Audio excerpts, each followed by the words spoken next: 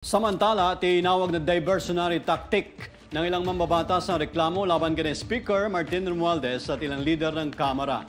Ayon kina House Deputy Majority Paulo Ortega at Assistant Majority Leader Jay Cong-Hun, layunin nitong ilihis ang atensyon mula sa impeachment trial ni Vice President Sara Duterte. Ayon kay Ortega, walang basehan ang mga aligasyon laban kina Romualdez at dating House Appropriations Chairperson Elizalde Co. At malinaw na ito'y bahagi ng isang fantasy at fiction na strategy upang takasan ang pananagutan ni Duterte.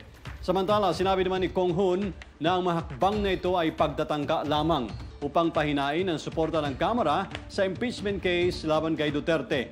Iginit niya na ang mga aligasyon ay desperadong paraan upang sirain ang kredibilidad ng impeachment process.